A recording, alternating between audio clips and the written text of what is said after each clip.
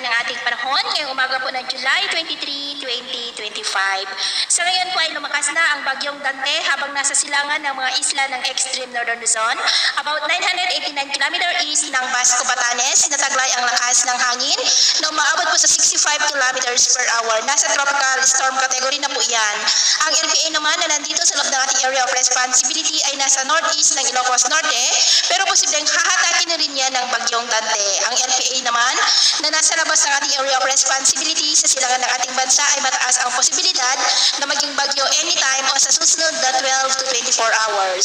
Ang bagyong Dante ay posibleng lalabas na sa ating area of responsibility bukas ng gabi o Biyernes ng madaling araw. Pero ang kasunod nitong bagyo na nasa silangan sa labas ng PAR ay susunod naman na manghahatak at magpapalakas ng habagat at posibleng maging mas malakas ito na bagyo kaysa kay bagyong Dante. Kaya kahit palayo na yan ay patuloy pa rin na manghahatak ng habagat hanggang po sa susunod na linggo na magdudulot ng maulan pa rin na panahon dito po sa ilang bahagi ng ating bansa. At sa lagay ng ating panahon ngayong madaling araw dahil kay bagyong Dante ay may mga isolated rains na sa Batanes, Babuyan Islands, ilang bahagi ng Cagayan.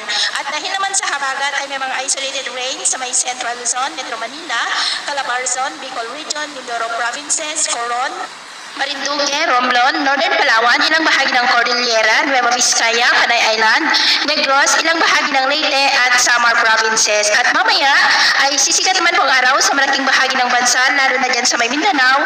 Pero dahil pa rin sa pinagsamang epekto ng trough ng bagyo at habagat ay cloudy skies with isolated rains pa rin sa may extreme northern Luzon, Ilocos Region, Cordillera, Cagayan, Central Luzon, Metro Manila, Calabarzon, Mimaropa, Bicol Region, Western Visayas at Eastern Visayas. At mamayang hapon, mas maraming lugar na po ulit ang makakaranas ng cloudy skies with isolated light to heavy rains sa malaking bahagi ng Luzon, Visayas at ilang bahagi ng Mindanao. Kaya mag-ingat po tayo sa mga banta po ng mga pagbaha at pagguho ng lupa. At sa atin naman pong mabaybayin, dahil sa habagat ay iwasan na muna natin ang papalaot sa kanlurang baybay ng Central Luzon, Nasugbu, Lubang Island, Occidental Mindoro Seaboard, Northern Seaboard ng Palawan. At dahil naman sa bagyo ay iwasan na muna natin ang papalaot sa mga baybay ng Batanes dahil ang mga ano dyan ay posible po na aabot hanggang sa 2.1 to 2.6 meters high. Hanggat maaari ay iwasan na muna natin ang papalaot dyan sa mga may kulay pula para mas makaiwas sa mga sakunang pangkaragatan.